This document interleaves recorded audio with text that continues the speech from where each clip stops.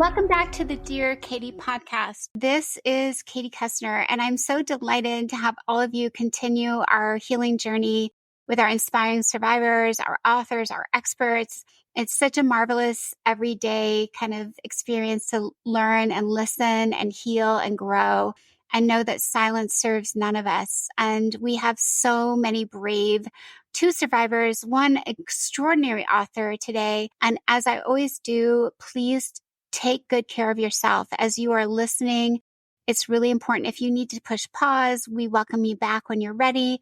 If you need to take a hot bath, if you need a piece of chocolate, we're all in on whatever your self-care routine looks like. But I know that every day we do this podcast, we make one more step in the right direction toward our healing. So welcome back, survivors, thrivers, and supporters. Today, it is my great pleasure to welcome three guests. We have Matt, and we have G, and we have Christy. They have an extraordinary journey to share. And as I always do, I like to empower everybody to start with their own bio perspective, why they come to their microphone. So Matt, you are not the survivor, but you are the, maestro who brought this orchestra of brilliance together. So please tell us a little bit about yourself and who you are and how you come to your microphone. Absolutely. Thank you, Katie, and thanks for having me. My name is Matt Drains. Like our other guests today on the podcast, I am from Rosemead, California, and an alumni of Rosemead High School, which is what the story is about. And for the past, I should say too, I'm an investigative reporter with Business Insider. And for the past 6 years now, have been investigating sexual misconduct at our alma mater involving teachers and students going back over 40 years. And so I'm here today to really to elevate G and Christy's voice for your listeners so that your audience can get to know their stories and our school a little bit today. Thanks so much, Matt. And just a quick clarification, California is a pretty darn big state. Is Rosemead in the southern, middle, northern? Like, tell us kind of where in the state you are, because sometimes people tell me like San Fran and LA don't get along very well.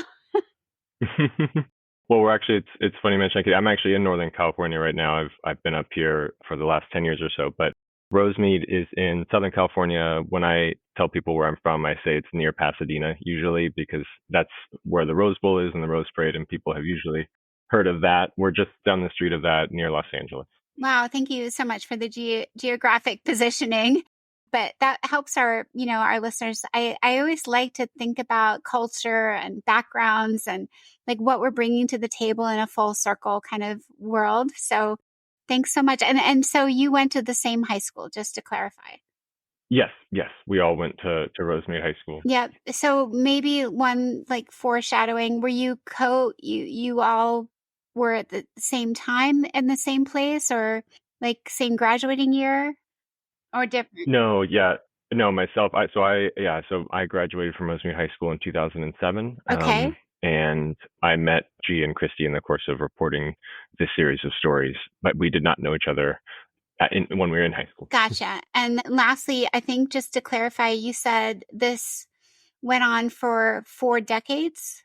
Correct. Yeah. So my most recent story that we can talk about, I think today and in the context of Christy and G's stories goes back to the early 1980s. And I corroborated sexual abuse by more than 24 teachers going back over that time frame at one school. And so the story was about many people's individual stories, including Christy and G's, but many others as well. And we identified a startlingly similar, I would say, pattern of behavior and misconduct at the school. And that's what the article explores. Thank you so much, Matt. That was incredible. I can't wait to learn more about how you built the strength and courage of these survivors, including the two joining us today. Let's learn a little bit more about one of them. G, thank you so much. And we, for listeners, G is the name that this survivor feels comfortable going with. So welcome, G, and let's learn a little bit about you. Thank you. Thank you, Katie, for having me. And thank you, Matt, for all that you've done to empower our story and our voices. Yes, I went to Rosemead High School. I'm from Rosemead, California, and I went to school between the years of 1995 to 1999.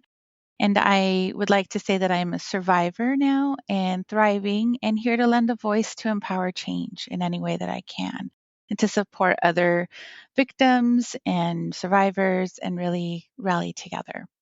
That's fantastic, G. I just have one question. When you were in high school, I always like to think it's such a formative period when we're a teenager, and so much can happen with our peers, our teachers, our parents, our siblings. Like, what what were you involved in high school? What did you think about doing at that point? Like, where were you? Definitely. My family life was quite complex. Our family dynamic and our system was unique, going through a lot and also very involved in school. School was my outlet. I utilized sports and extracurricular activities as a way to live my life separate than my family life, if that's possible. And would like to believe that I was really well developed based on all the experiences I had already been through at that point in life. And so really kind of connected with peers where possible, was very close to many teachers, coaches, had been in sports and extracurricular activities for so long that had a great bond with living that life at school and dealing with home life separate and really compartmentalizing things. I was really pretty good at that. Yeah, that sounds really complex and interesting. And I bet a lot of our listeners had to do something similar. It's like we could pack it up almost by the hour and say, like, I'm going to be this person when I get home. I'm going to be this person when I go to school, and just navigate it. And I think that's an underknown fact about so many of us, especially survivors. Like, we learn how to put things in boxes when we have to, just to survive. The way you said that was so beautiful. I just honor it so much. It resonates with me. Yeah. Thank you. Thank you. Hopefully now we also have Christy. So I was at the same time as G. We both graduated the same year. We went in the same year. We've known each other longer than high school. We've been friends for a while.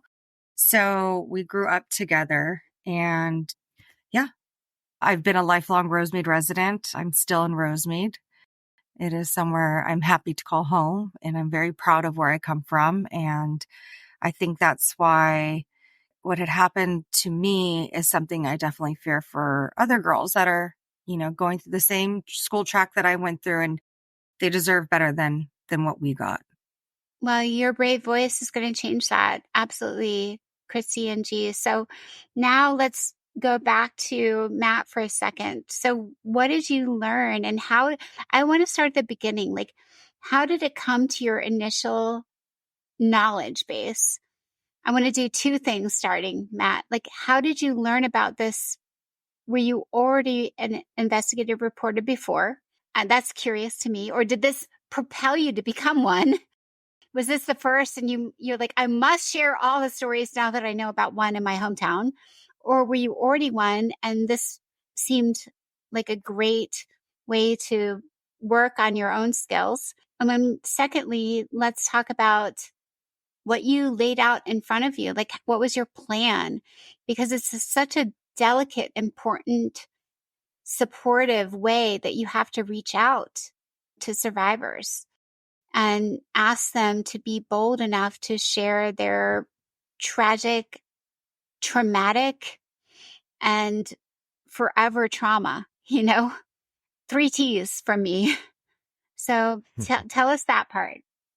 Sure, absolutely. So I'll start at the beginning. So I've been a reporter since I was at Rosemead High School, and I was introduced to journalism by a teacher that the three of us all know. His name is Eric Burgess, and I got started with this story 6 years ago. This was back in 2017. So I think I would kind of put that the summer of 2017 is sort of, I think, the height of the Me Too movement in terms of being on the national conscience. Harvey Weinstein was that summer into that fall. And I had actually read a reporter friend of mine. She wrote an article in Oregon called Benefit of the Doubt. That was the headline. And I read that story, and I don't know how to explain it other than I had this very strange feeling of deja vu somehow. And I just wondered, oh my gosh, is there someone like this teacher in Oregon who always got the benefit of the doubt? And at the time, and I still am, as I mentioned, I'm in the Bay Area. I don't cover education. I've never covered education before, and really tend to focus on business reporting. So this wasn't really up my alley, but I just felt a really strong urge to go and figure out, is there someone like this at my high school? And so actually the initial plan was that I would request disciplinary documents on teachers that I had heard rumors about, had heard stories about, either as a student or later as an alum, and see if I could get some disciplinary documents and if I could actually pass those documents to student journalists, because again, it wasn't really up my alley. Student journalists at Wait, Matt, let's I want to just break it down a little bit. So let's like go back because you live and breathe these things, and our listeners probably are like, let me understand what you just said. But I think you said disciplinary records. And while I know what that means and you know what that means, and I think G and Chrissy know what that means, like a lot of our listeners may not know whether there is requirement for schools to keep these records. How are they kept? What do they include? Like, let's explain it a little bit more so they could potentially, you might inspire someone else to do the same tonight with our conversation. So let's just go back. So yeah, go back to like when you thought about doing this and why did you choose like the path of investigation? Like, so it came to your attention, fill in the blank again. I learned about this and because right. I learned about this. So Yeah. So I actually I didn't know when I was starting out what I would find. It was really just a hunch. And where did what I do know, where did the hunch come from? the hunch came simply from reading my friend's story that was titled Benefit of the Doubt. And I just thought, is there someone like this at my school? And I could probably figure it out. I'd been an investigative reporter for, at this point, 15 years. And one of the things that we often look to as reporters is, where can I find documents on whatever it may be, whatever the story is? And so I knew, even though I didn't know if there was a story there or who I should even be looking at, I had a hunch, maybe a few names, people that I had heard rumors about or stories about. But I knew the first step should be, I need to figure out if there are documents here. Okay, wait. One more thing. What's also really interesting is you read someone else's story, Benefit of the Doubt, from a whole different place. And why did you even think for a second? Most people like, I love my high school. Nothing could have happened there. Like, there must have been some small, like, knot in your stomach that said maybe. What was that like? That you would even roll back to your own high school? Like, crucifying your alma mater is not something people do very often. So I'm curious how that came about. Yeah, well, so I would actually first say, I think, you put it as crucify my alma mater. The people have kind of said putting it on blast, highlighting in some way. Yep. Microscope. Yeah, all of it. Right, Whatever terms, like we could right, roll through all of them. right, right. All of those things are, to me as a reporter, and you said at the start, Katie, I think silence helps no one. I very strongly agree with that. And I actually think that putting the story that obviously puts Rosemead High School in a very bad light actually does it and its students in the community quite a lot of good. So I think I actually am a very prideful alumni, in doing this story hurt in many ways, but I have always felt and still feel that it's been good for our community to put these stories out there. But you're absolutely right. There was a knot in my stomach on reading that story. And I think it's, for me, I'm not, as you said at the top, I'm not a survivor, but growing up and going to Rosemead High School, you were exposed to, and I think still today are exposed to, many, many blurred boundaries. And I think Gia and Christy can probably speak to that a bit. But for me, Wait. I lost one word. You said many blank boundaries. What was that word? Oh, yes, you're exposed at Rosemead High School to many blurred boundaries constantly Sorry, I between lost the word teachers blurred. and students. Yeah, and teachers and students at Rosemead over the years have had very close relationships, at times inappropriate, but often very close. Teachers often hang out with students after school. It wasn't common. In what spaces and capacities? I'm curious. Like at a restaurant, like driving them around. Like, describe what that means.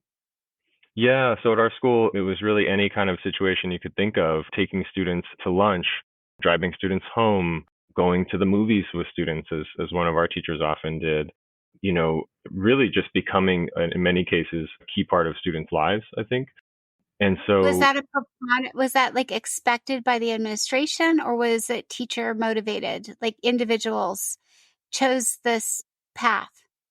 yeah, that's a good question. I don't know that it was expected of the administration, but I also don't think that it was stopped or that any efforts were made to stop it by the administration. I think teachers, and we can unpack this in a lot of different ways, but the grooming behavior in schools, sexual grooming in schools, is really rooted in trust and gaining students' trust and becoming close to them in non-sexual ways before the sexual behavior takes place. So, a lot of this behavior can kind of pave the way for some of the abuse and stories that we can talk about. But I think it was very much driven by teachers and in often cases, the students that they gravitated towards, or vice versa, can kind of lay that foundation, I think. Yeah, Matt, so you know why I asked that, and Jean Christie, I've lectured at like 5,000 educational institutions in the US over 3 decades. And when you talk about that, the reason I asked the question is at private schools, not a Rosemead, but many, many times, and now there have been many lawsuits and also articles written about the private institutions and the boarding schools and these, quote, close relationships. And what's so interesting is I have heard many times it was an expectation of the parents paying those ginormous tuition bills that those close formative relationships would happen and would be given. Parents were paying for their child to be exposed to these brilliant teachers in as many ways, especially at boarding institutions. So I thought, this is our episode, but there have been other episodes that our listeners have heard where we've talked about the same concept. So I just wanted to clarify. I think it's really interesting that this was teachers going out on their own volition and carving out a very specific relationship with students. And it was, you said it was not frowned upon nor held accountable, but at some other similar, eras in time that we're talking about in the 90s, 80s, and 2000s, it was expected. It was a paid for expectation by parents for independent school kids. So I just wanted to juxtapose like what you're describing, because not that there's only the difference of perhaps who's the motivation behind the abuse. Like it's a little bit different when you're hiring teachers specifically with the expectation that you're going to drive them to lunch, take them to movies, spend time with them at midnight. That's some of the expectations of the private institutions for their teachers. And what you're describing is a little different, which I think is really interesting as well. So sorry to just pause on that, but I think it's really interesting. Yeah, no, I agree, Katie. I think it's important to point out too, and maybe it's a good time to do so, that, for your listeners who probably have never heard of Rosemead High School, Rosemead High School is a working class high school. It's a public school that no one has, for the most part, in a national audience ever heard of, that no one outside of Rosemead really gives a crap about, in my opinion. And that, unlike a lot of the stories that I've seen, there was a great one last year, for example, in the Atavist, about a very high performing art school in Los Angeles that was very wealthy. Unlike a lot of stories that I've seen, and part of what drove me to report on this story, is that I think the communities like Rosemead are the ones that often get the least attention and they get forgotten about. Communities largely of color, a lot of first generation immigrant families went to Rosemead High School. And it is very much the opposite, I think, of the scenario that you're describing. And it's interesting that you can have similar abuse, I think, in both. Right. But Rosemead High School is a public school that is largely ignored. Yeah, that's so helpful. I think it gives greater context to the conversation. So back to where you delved in, you went full on and you started. So we left off at disciplinary records. Did they have any? Right.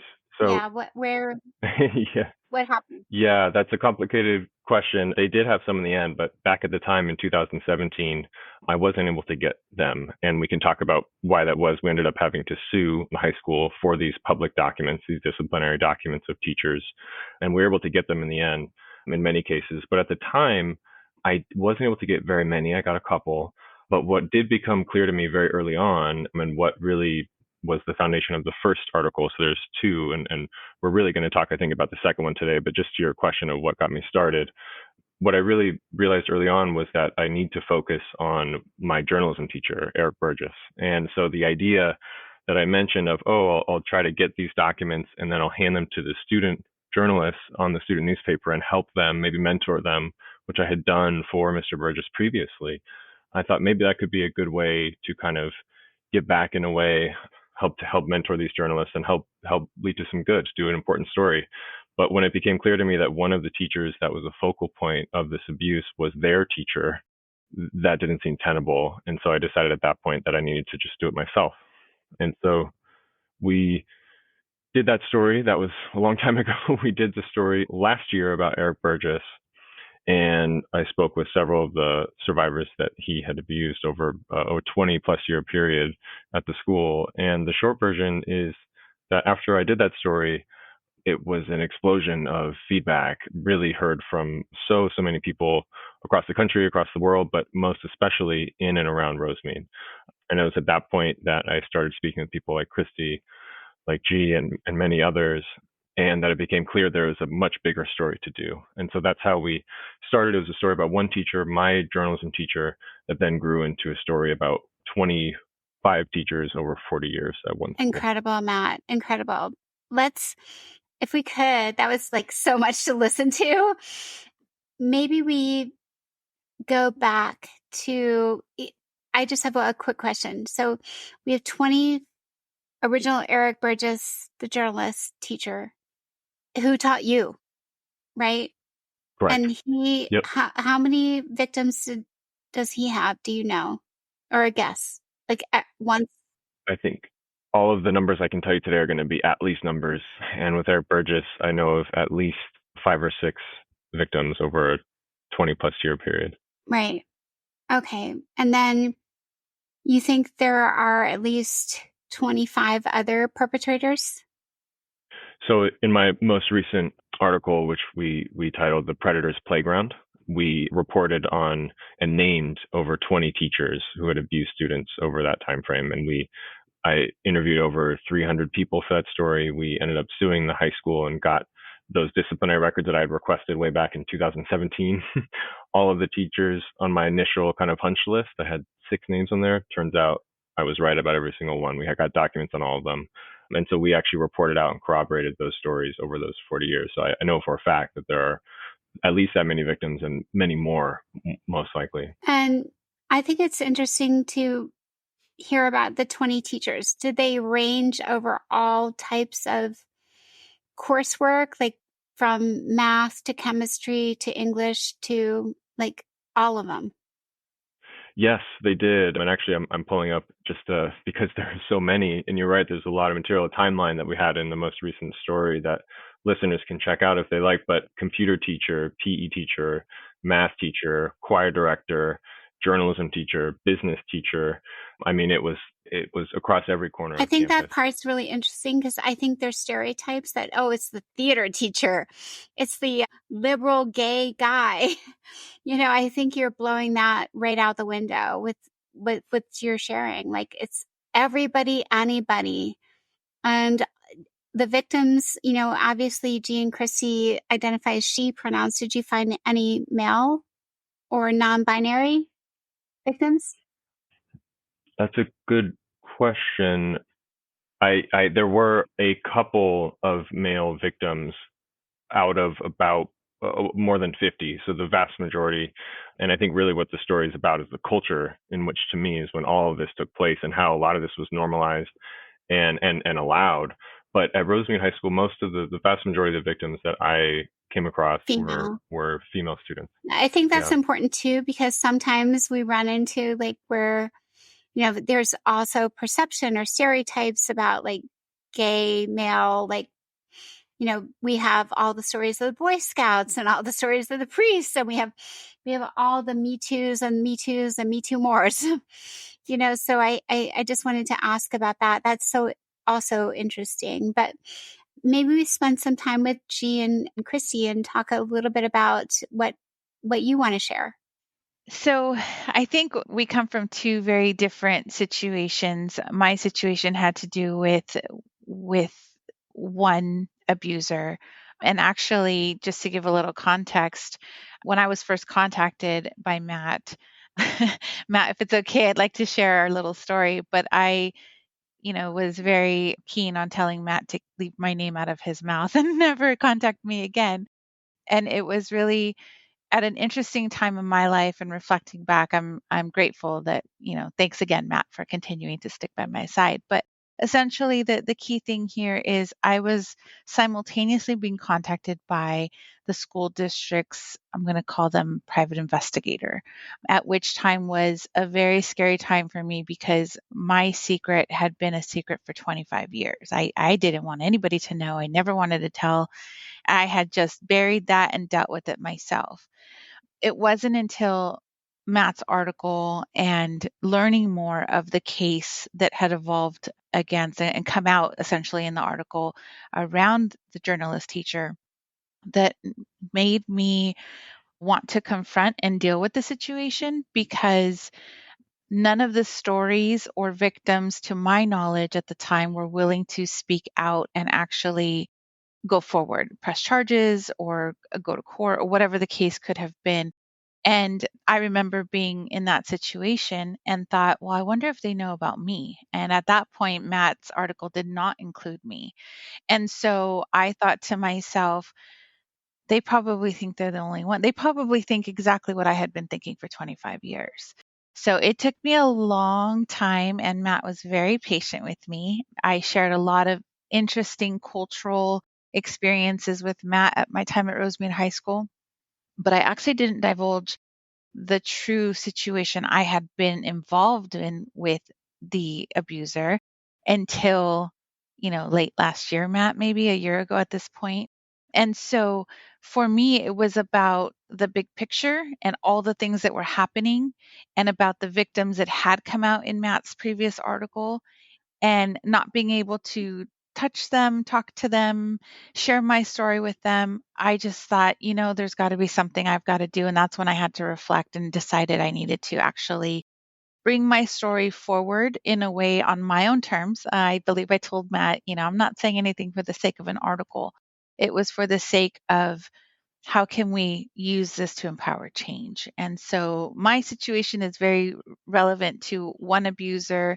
I had other experiences at Rosemead High School that I gave to Matt as part of the cultural history, that experiences I went through.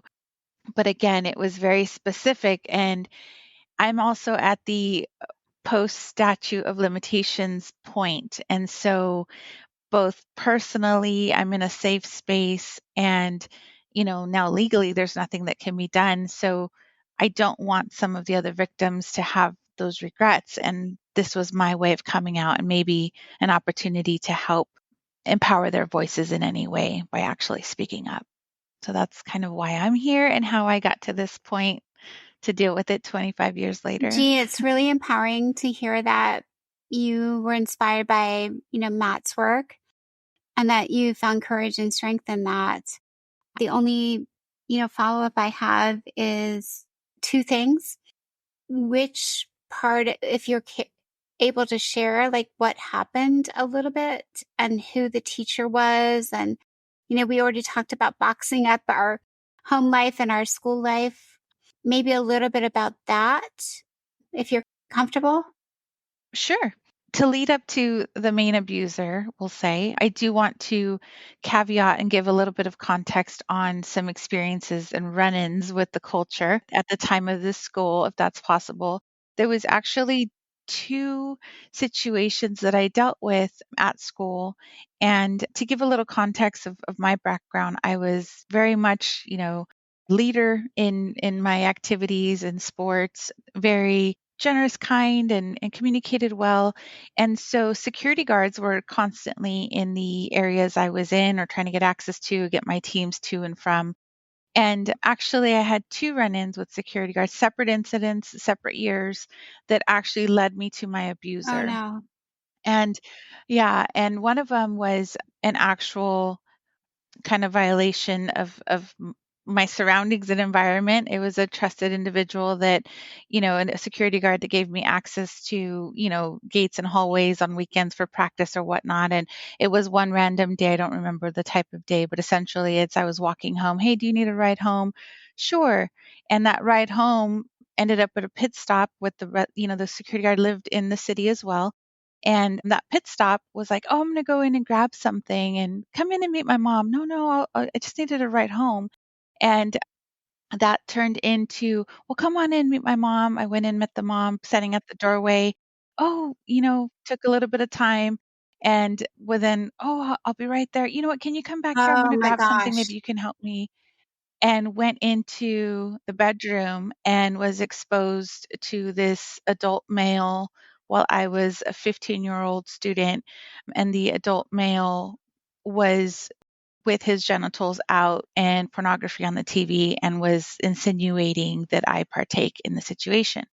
I immediately responded with disgust and was like, I'm leaving. Get me out of here now. Never spoke to the security guard again, didn't tell anybody.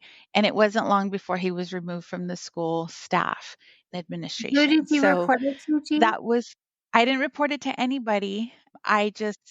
It wasn't long before he was I gone and wonder off campus. why. I So wonder why somebody else reported him. Matt's nodding. Like, you think somebody else already said the same?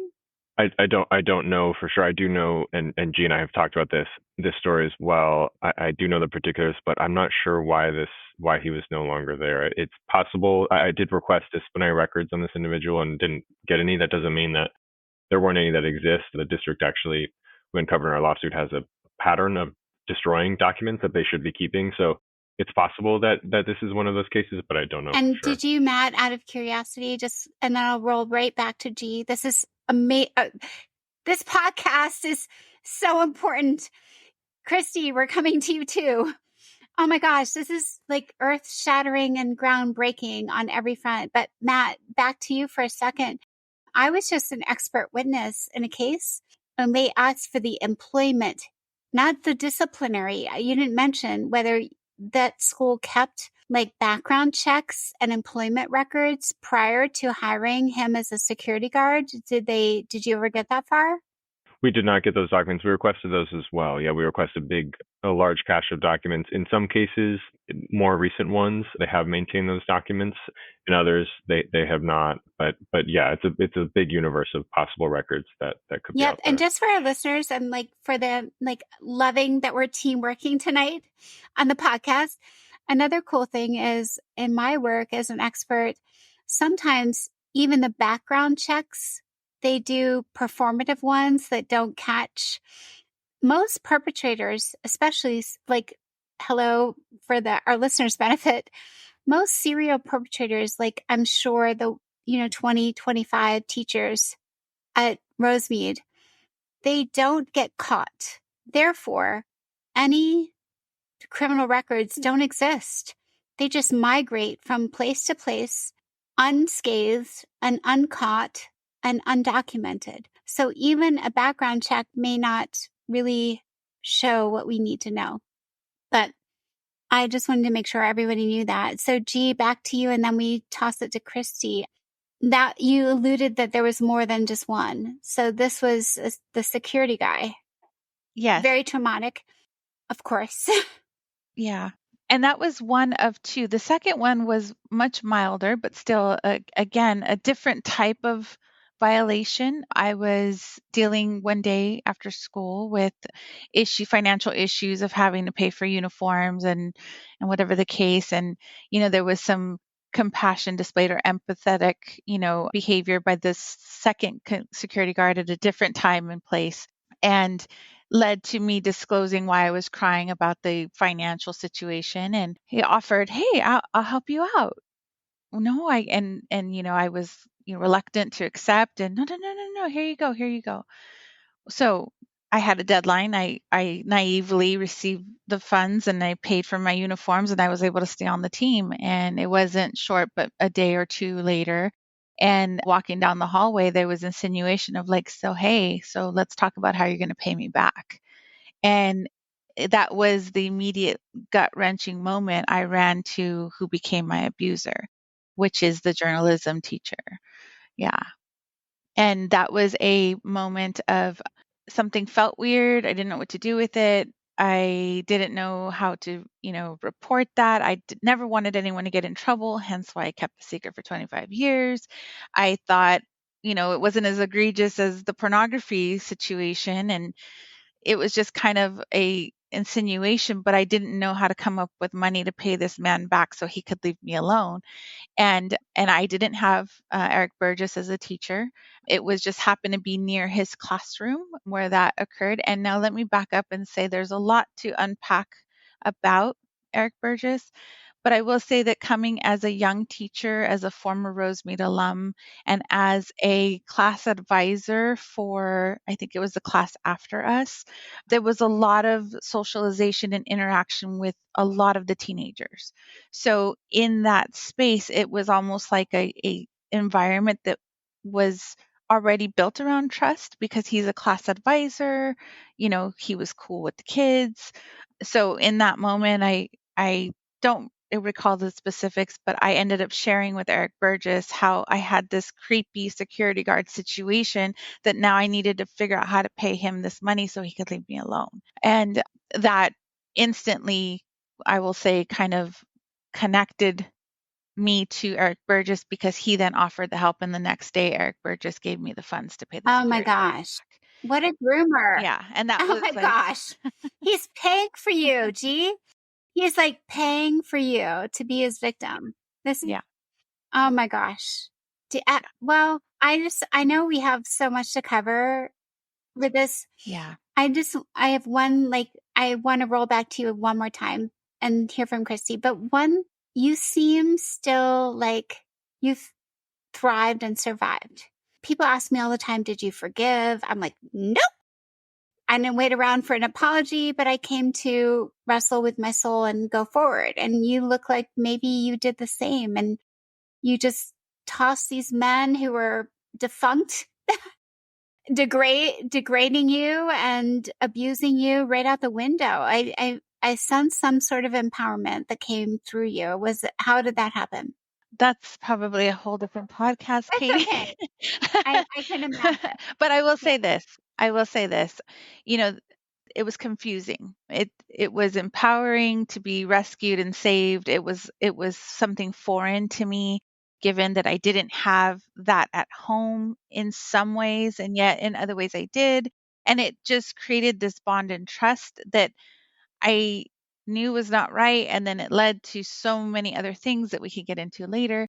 But essentially, I then wanted to just be done with what happened and wanted to move on. And I spent 20 years in turmoil, different types of turmoil, that I couldn't come back and deal with that.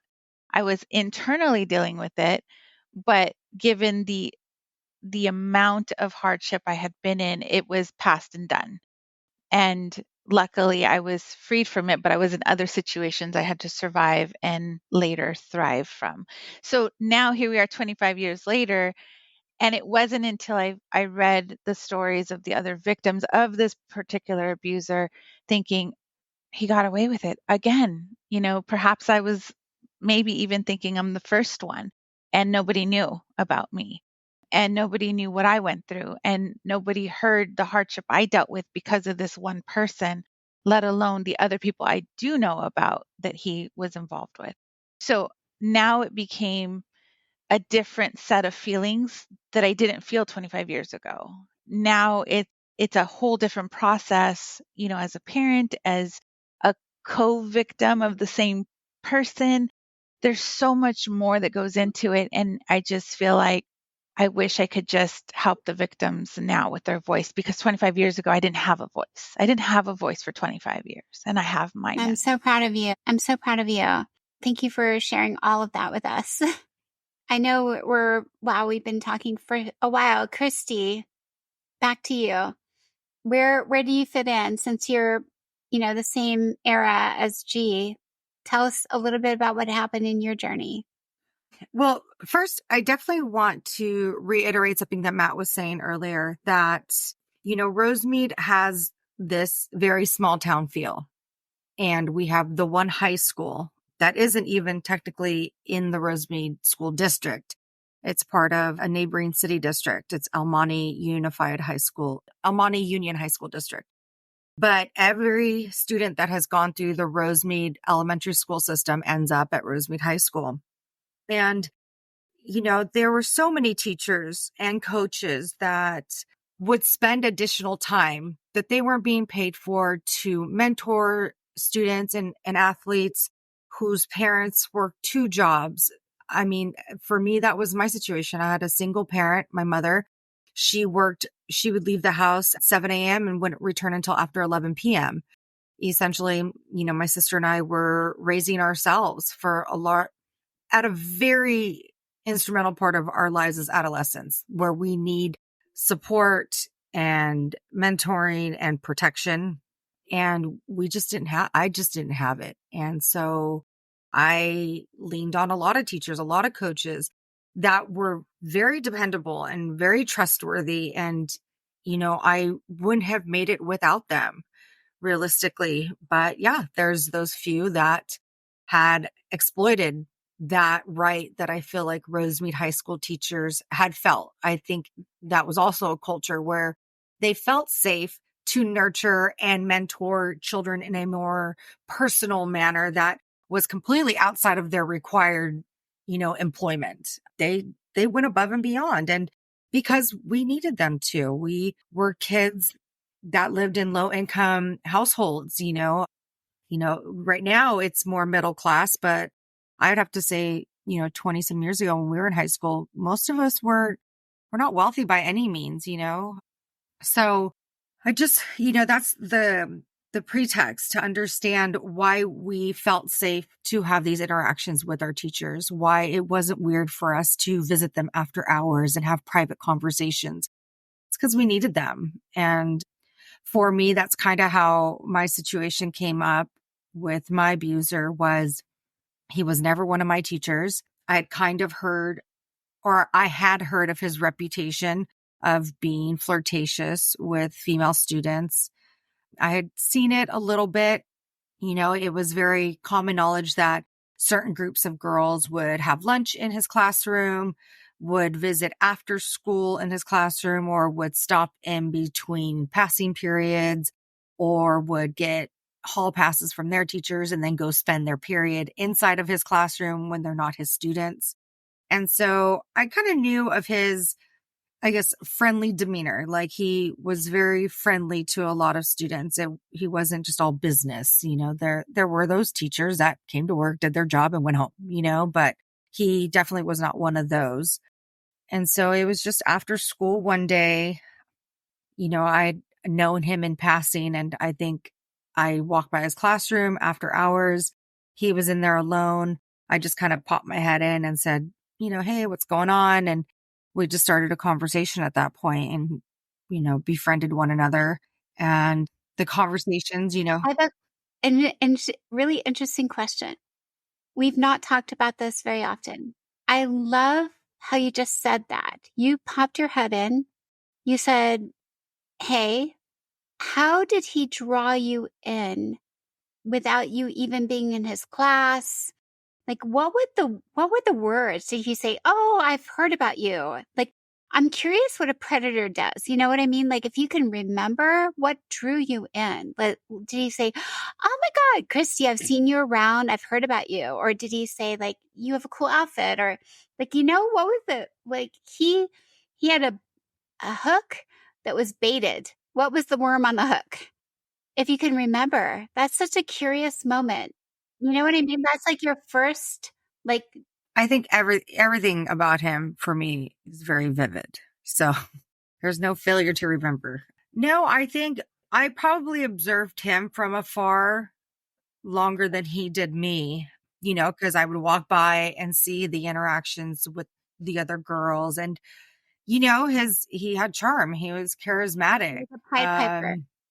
And so, I mean, in my opinion, he was good looking, and he was just always friendly, always a smile on his face. You could tell he took his job in a very relaxed way. It wasn't, I mean, he was the computer science teacher. He was the typing teacher. And so, yeah, I think he had definitely heard about me in the sense that, I had a reputation prior to us meeting. And so, the compliments came very quickly.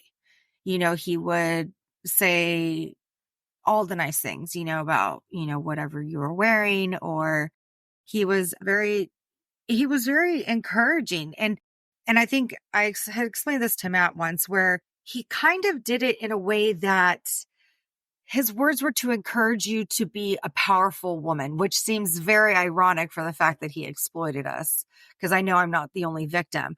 But he used to say things like, if you wore your skirt just a little shorter, I'd bet you'd, get a boyfriend really fast. Or he would say, you look better when you wear this color, like that's a color you should wear to attract more attention. And he would say these things, for my benefit, and to make me feel like he was on my team, and that he just wanted what was best for me. It never once came off as creepy or exploitive. So yeah, we continued to see each other. We would go to lunches, we would go to dinner. We would drive off of campus together in his vehicle and return to campus in his vehicle. And there was never a concern if somebody saw us. Cause again, like, it wouldn't be too uncommon. Like, let's say for a teacher to take TA, let me take you to lunch for all the hard work you've done. That wasn't uncommon, and we would go to local restaurants. We weren't afraid to be seen because it could always be excused away. Like, even if we ran into the principal at these restaurants, we would say, oh, I'm just taking Christy out because she helped me grade papers for like 3 days, and the principal would be like, oh, good job, Christy. Have a good one, you guys, and would leave. That would not be an uncommon scenario at all. So there was never a fear of being caught, I guess. I'm like, oh my gosh, we've been talking almost an hour, everybody. I know we could talk for another hour, but I kind of want to spend the last 5 to 10 minutes on a few wrap up ideas. One, oh my gosh, both of you, G and Christy, thank you so much for speaking up. You're setting the standard for care and boundaries for the generations to come. And your words and your truth and experience and lived trauma is the only way. It's the only way that a law is nothing without a story. A law becomes a law because of trauma and pain. That's my belief.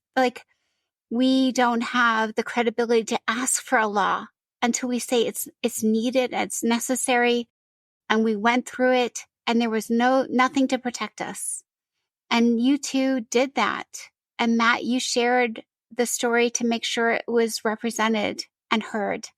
Today, what I think we accomplished is the importance of the sharing of our courage and our stories and our truths, and saying this can't keep going.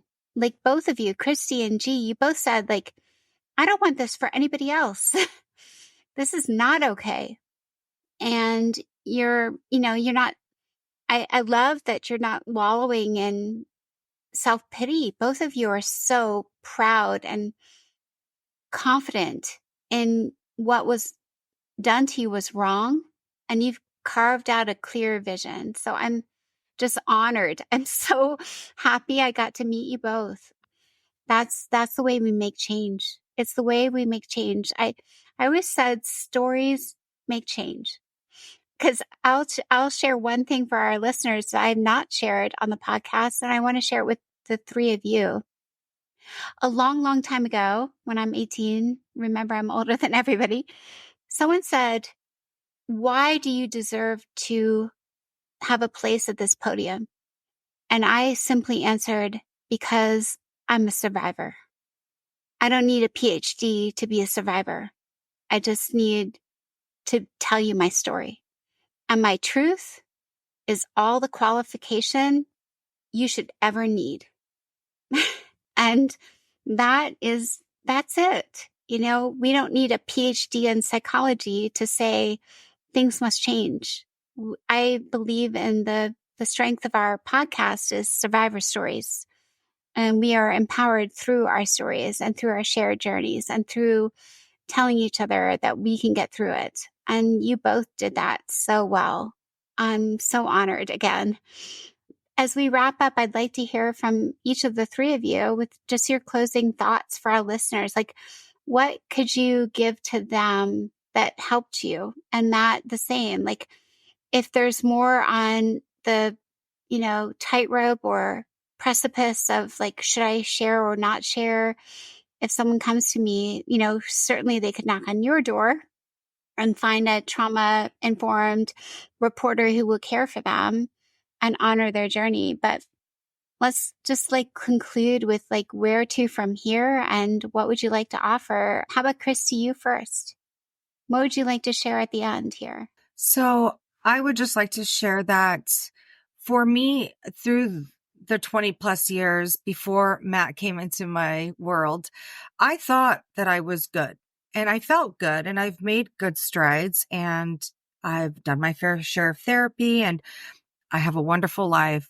I love everything that I'm doing right now. But honestly, speaking out in the way that I am right now has freed me much more than I thought I ever could. Like, I didn't think it mattered that other people heard what I had to say. And like you said, all I need is my experience to validate what I've gone through. And I don't need a PhD and I don't need to take a test to prove that I've been a victim, and just sharing my words. And I really do hope, I also told Matt, if me just sharing my story gets one more person to share theirs, and again, that trickle down will eventually become something big. So, if one more person is willing to share, then I highly encourage them to, because it will make them feel much better. Beautiful, Chrissy. Thank you. G, what about you? Well, for me, the story didn't necessarily do anything for me personally, other than maybe force me to self-reflect and force me to go through the remainder of the process. But I will say that if I can leave something out there for others, it's number one, that you're not alone and you're not defined by this. You're not defined by what happened. You're not defined by how you dealt with it, how you've coped, how you've managed. You're defined about what you do with it. And I think that's why I'm here. For me, I thought it was love. I was not promiscuous. I didn't, I turned down the pornography sexual assault attempt and I thought I was okay. And it was manipulation and it was emotional. And those are things that I feel strongly about that are not taught enough at the young enough ages. And young kids, students, boys, girls are getting in relationships without being empowered with the knowledge and education of all of those emotions. So it's led me down my pathway to, I believe, is my career purpose, and that's to become a marriage family therapist. But essentially for me, it's what resources are we putting in place for children and students? What are we teaching them about relationships? What safe path are we carving out, when we have an emotional crisis? We don't necessarily have it, we have it for mental wellness and where there's suicide ideation or something like that, but we don't have it when there's coping crisis. And that for me is something that is important and near dear to my heart and is the reason I came forward. But essentially, I ask myself every day, what can I do to help empower change in the entire system to try to promote more education and awareness around emotional crisis and how that impacts our students? And so I just leave it there with join me, call on me, whatever we can do to support anyone going through it, having gone through it, or to try to prevent it. That's Thanks, G. That was beautifully said. Both of you, G and Christy. My gosh, I'm sitting right here alongside you, and my vision is like we're holding virtual hands and walking through a brilliant forest and listening to the birds and dreaming about what we can do next. So you both gave me that vision of hope and healing. And I'm sure you did to our listeners and all the survivors. My goodness, I'm so honored. So honored. Matt, last thoughts from you. Sure. Thanks, Katie. And I had one question for you too. I know we're kind of running short on time here, but G said something earlier about a private investigator, and it reminded me that I never kind of closed the loop on the Burgess story, which is actually very much in line with what we're talking about here in terms of survivors inspiring other survivors.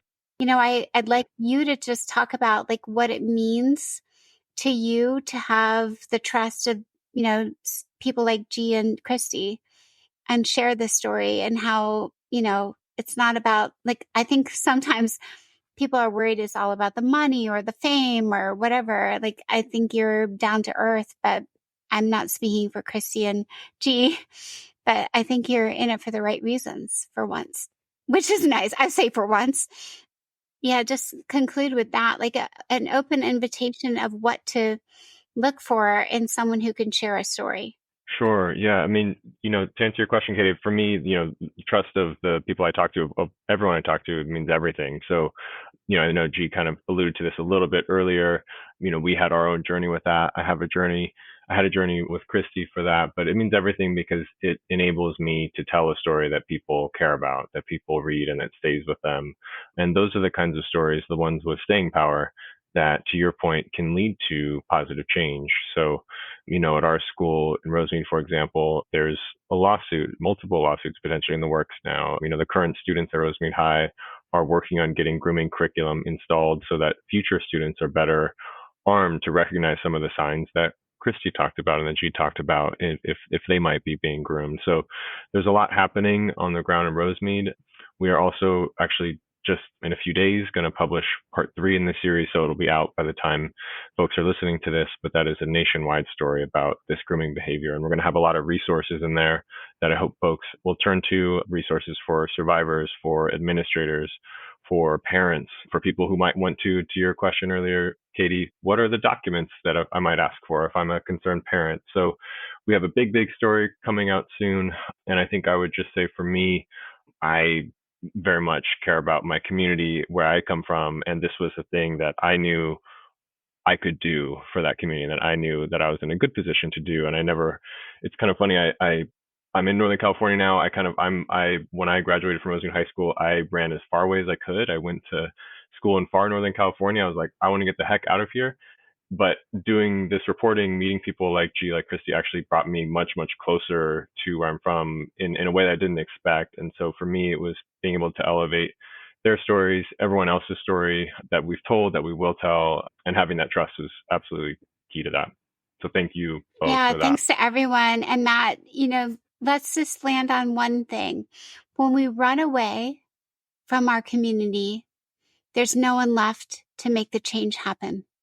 We have to go back, because if everyone who comes to the light bulb that things must change leaves the communities that need our help the most, we have to find the strength and the willpower to go back and make that change happen, because nothing will change in those communities until someone digs in, holds everyone accountable, and shines a very bright, brilliant light like G and Chrissy did, and you did, on the truth, the hurt, and the survivorship.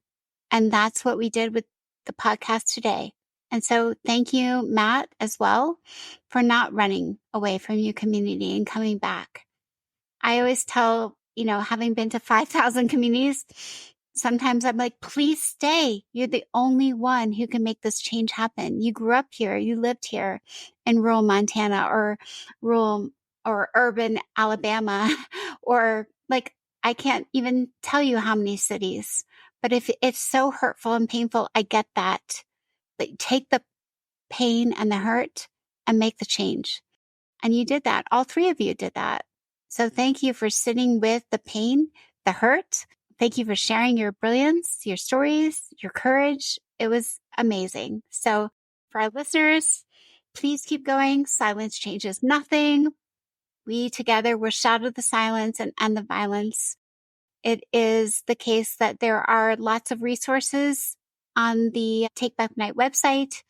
But as you know, we are not alone in our journey, and we sit together every time we listen to each other. Please join us. Get involved. The Shatter the Silence legal hotline is available.